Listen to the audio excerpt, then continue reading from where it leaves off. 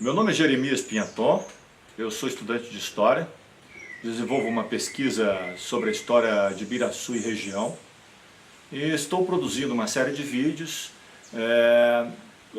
compartilhando com os amigos e as pessoas da cidade e da região esse conhecimento, esses fatos históricos que vou descobrindo na pesquisa. Este vídeo é o segundo vídeo. Na verdade, vai ser o segundo e o terceiro, que nós vamos fazer em dois vídeos, tratando do mesmo tema, para não ficar muito longo. O segundo vídeo, que começa agora, vai tratar do Tabaque, que é um personagem bastante controverso da história da nossa região, Pietro Tabaque, e vai até a colônia Nova Trento, que foi uma colônia que ele criou para trazer imigrantes de Trento e do Tirol para serem instalados no município, entre o município de Santa Cruz e Nova Almeida, e até o momento em que essa tentativa dele fracassa. A segunda parte, o vídeo número 3, nós vamos fazer a partir da morte do Tabaque. Quando fracassa a tentativa de colônia em Nova Trento, o Tabaque vem a falecer alguns meses depois, e esse será o objeto do terceiro vídeo, a segunda parte dessa história do Tabaque, Pietro Tabaque, e da colônia Nova Trento. Quem era Tabaque? Pietro Tabaque era um tirolês, ele nasceu no Tirol. O Tirol é uma região do norte da Itália, divisa com a Áustria. Hoje, uma parte do Tirol é austríaco e a outra parte pertence à Itália. A principal cidade do Tirol é Trento. E Tabaque era trentino, ele veio de Trento.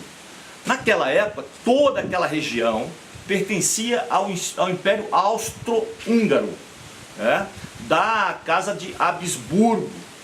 Muito bem, o Tabaque apareceu no Brasil, na história, por volta de 1850, 1851. Ninguém sabe ainda ao certo, com precisão, por que Tabaque veio para o Brasil. Existem duas teses, uma de que ele fugiu de lá por perseguições políticas, porque ele tinha encabeçado, tinha atuado numa revolução, lá numa revolta. Essa tese é defendida pelo Daemon, que era Basílio Daemon, que era um empresário e dono de jornal em Vitória, que era amigo do Tabaque na época.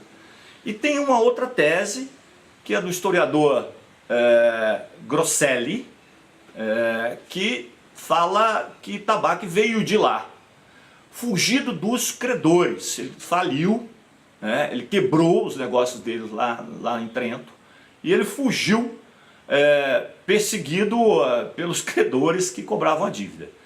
Muito bem, o fato é que ele apareceu na história, vivendo nas florestas de Santa Cruz, nas matas de Santa Cruz.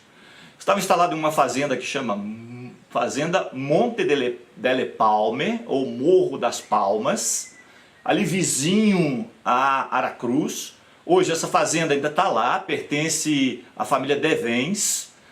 E Tabaque se casou com uma cabocla de nome Ana Fontoura, uma cabocla ali da região, quer dizer, ele viveu maritalmente com ela, teve 2 filhos. E ele trabalhava na atividade de exploração de madeira, sobretudo jacarandá. Jacarandá, uma madeira a mais valiosa que existia na época e que até hoje é muito apreciada, praticamente extinta. Ele arrastava com bois as toras de jacarandá para o rio Piraquiaçu, e do rio Piraquiaçu ele descia até o porto de Santa Cruz, de onde essas toras eram beneficiadas, mandadas para o Porto de Vitória e para o Porto do Rio de Janeiro, e dali para a Europa. Então, é esse personagem que nós vamos estudar hoje, o Tabaque. Antes de aprofundarmos no personagem Tabaque, a gente tem um registro histórico muito bem feito da presença de Tabaque nas nossas matas ali da região de Aracruz, feita por um pintor francês chamado Auguste François Biard. O Auguste François Biard vivia naquela época, em 1858, na corte do Rio de Janeiro. Ele viajou da França para o Rio de Janeiro, estava pintando retratos, ele era um pintor famoso, estava pintando retratos da família imperial e da nobreza do Rio de Janeiro. E ele tinha um sonho de pintar, desenhar a vida dos índios no Brasil. E ele teve a notícia de que existia um senhor italiano que vivia há 8 anos nas matas do Espírito Santo, em meio aos índios. E que esse senhor italiano ia para o Rio de Janeiro, e ele providenciou de se encontrar com esse senhor, que era o Sr. Tabaque. Ele não fala que era o Sr. Tabaque, ele chama de Senhor X. Por quê? Porque ele teve desentendimentos com o Tabaque, eles não se combinaram direito, né? Eram 2 pessoas, pelo que se lê, de personalidades muito fortes, então não combinaram, brigaram, né? E ele, quando escreveu um livro, ele escreveu um livro chamado 2 Anos no Brasil, esse senhor Biard, e ele chama o Tabaque, ele faz referência ao Tabaque como Senhor X. Mas nós que conhecemos a história, que conhecemos toda a vida do Tabaque, a gente tem certeza de que esse Senhor X a que se refere o Biard era o Tabaque. Muito bem. Esse livro do Biard é importante para a gente conhecer a estrutura que existia em Santa Cruz e na região, naquela época, 1858, 1859, e é também importante para a gente conhecer um pouco da personalidade e da figura histórica do Tabaque, né? Conforme o Biard, eles trocaram favores.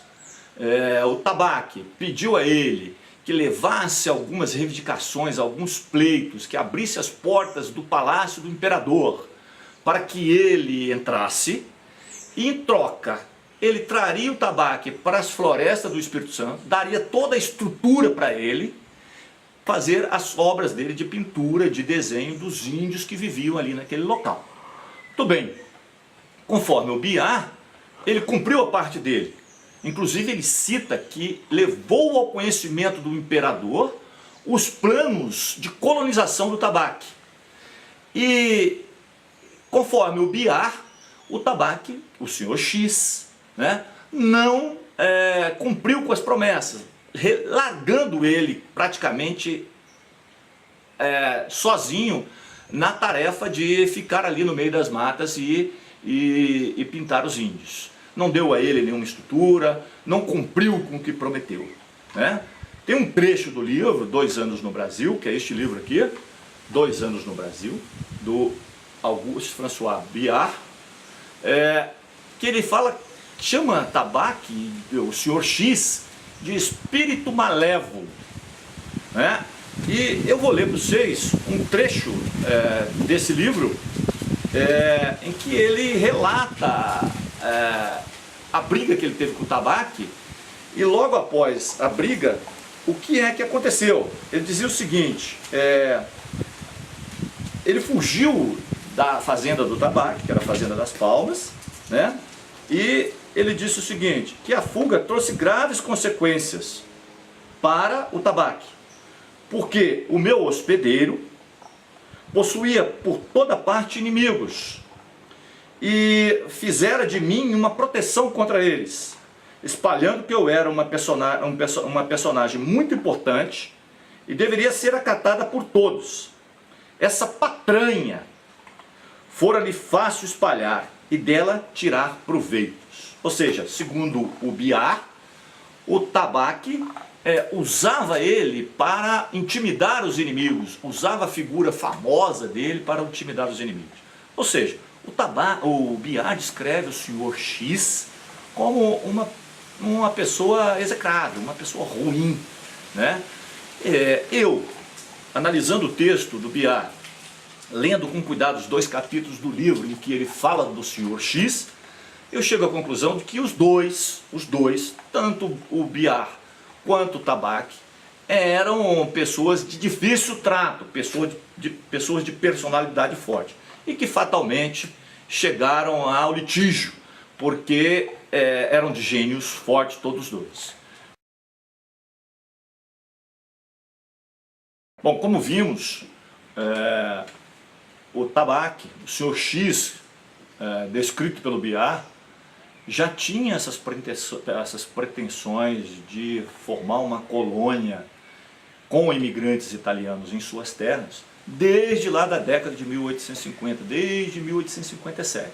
Existe documento datado de 1857, em que Tabaque pede ao governo autorização para trazer famílias de italianos para suas terras e instalar em suas terras, e pedia em troca que o governo liberasse a exploração de jacarandá. Ele queria ter o direito de explorar 3.500 árvores de jacarandá nas terras devolutas do governo, porque o jacarandá que ele explorava era nas suas terras. Ele queria autorização do governo em troca de trazer os imigrantes para explorar essas 3.500 árvores. Tudo bem, o governo não concordou com isso, porque era uma quantidade imensa. 3.500 árvores eram muito jacarandá, né? E o governo não concordou. Inclusive, existe um documento da Câmara de Santa Cruz falando contrário a essa pretensão do Tabaque, porque conforme a Câmara de Santa Cruz, ele iria explorar as árvores e ia tirar a principal riqueza da terra devoluta do governo, que era o jacarandá. Muito bem, mas o Tabaque não desistiu, ele continuou com essas pretensões e ele conseguiu, aí já mais para frente, em 1872, uma autorização para trazer os colonos para o Brasil. Em troca, o governo ia pagar a ele uma quantia em dinheiro, a partir do momento em que ele estivesse com os colonos instalados, né, nas terras. Muito bem. E o Tabaque tinha outras pretensões. Ele era um empresário ganancioso, um empresário, digamos assim, que tinha um faro muito bom para os negócios, e ele pensava, segundo o Grosselli, que é um historiador trentino, que também pesquisou muito essa história, ele pensava em instalar uma grande fazenda de café em suas terras e aproveitar a mão de obra dos italianos que ele estava trazendo para o Brasil. E então, segundo os historiadores, ele foi para a Itália. O Grosselli, esse historiador trentino, discorda disso. O Grosselli acha que ele fugiu de lá e fugiu correndo dos credores e que de forma alguma ele pôde voltar lá. Mas ele tinha um agente lá na Itália chamado Pietro Casagrande, que trabalhou para ele trazendo esses imigrantes para o Brasil, para suas terras.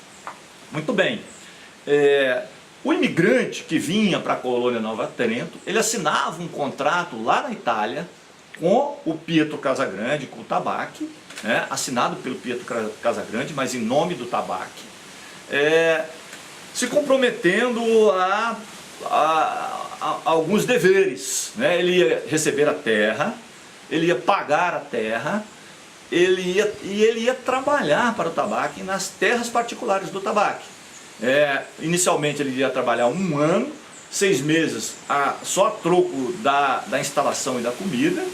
Depois ele iria receber uma quantia pelo trabalho, mas ele tinha a obrigação de trabalhar durante 4 anos exclusivamente para o Tabaque.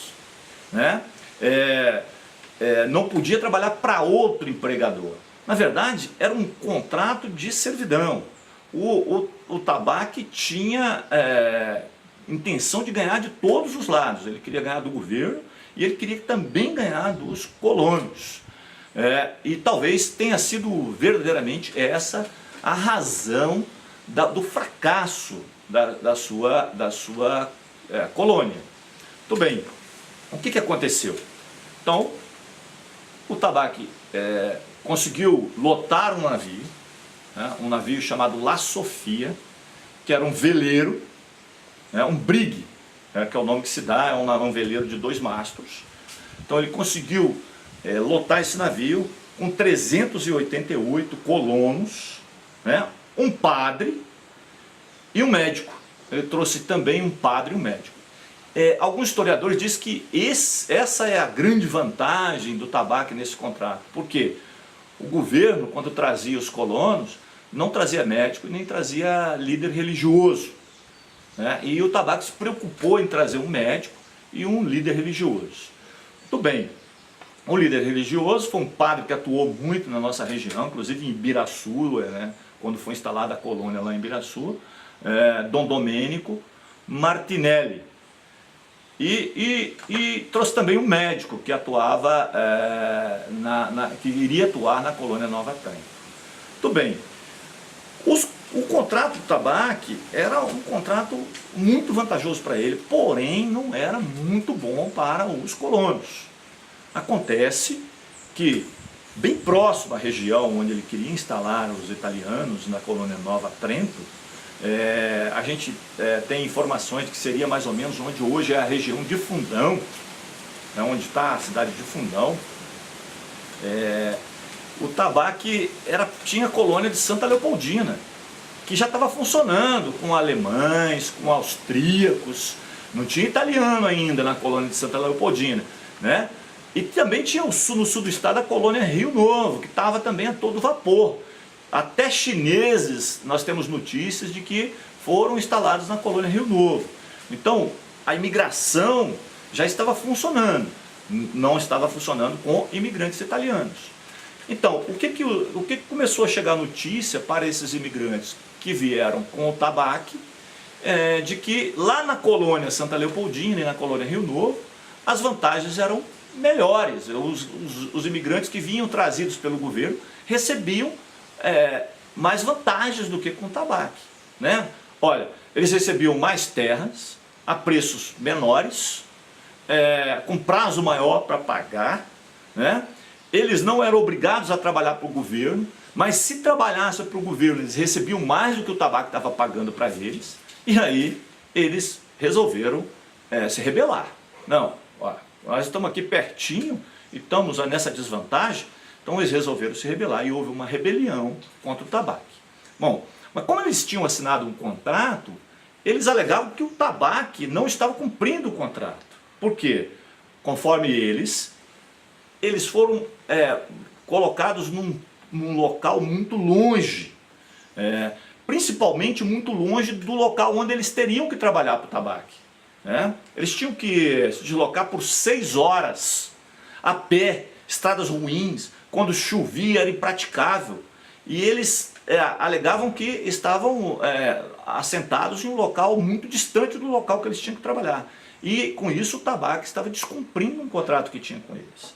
Por outro lado, eles também alegavam que estavam todos num galpão, um galpão sem divisórias, estavam todos amontoados, e as condições ali eram precárias, né? Condições sanitárias eram precárias, né? Tinha até uma questão o indivíduo não tinha privacidade, né? Com a família, todo mundo misturado, né? E isso desagradava muito eles. Então, com esses 2 pretextos principalmente, eles queriam romper o contrato com o tabaco. E houve uma rebelião. A gente não tem notícia de muita violência, só de ameaças de violência.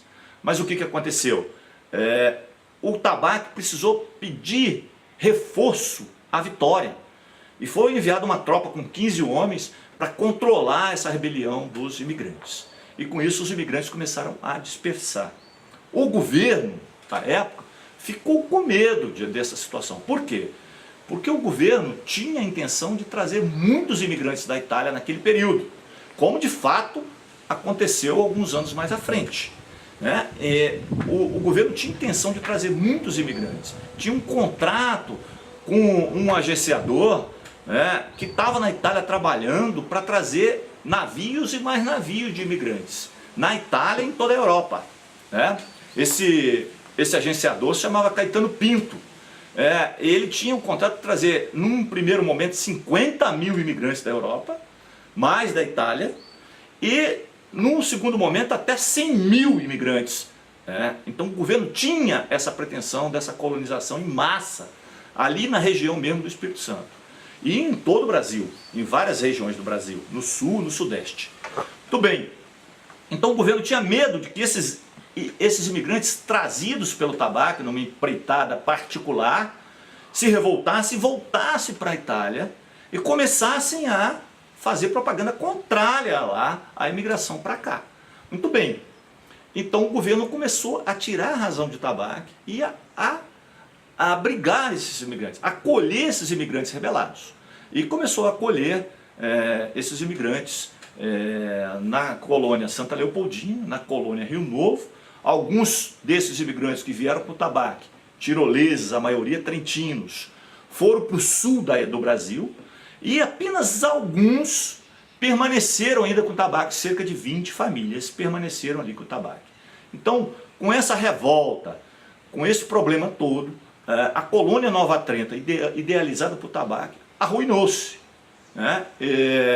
porque os imigrantes, insatisfeitos com as condições que lhe eram dadas, insatisfeitos com digamos assim, a grande volúpia por lucro do tabaco.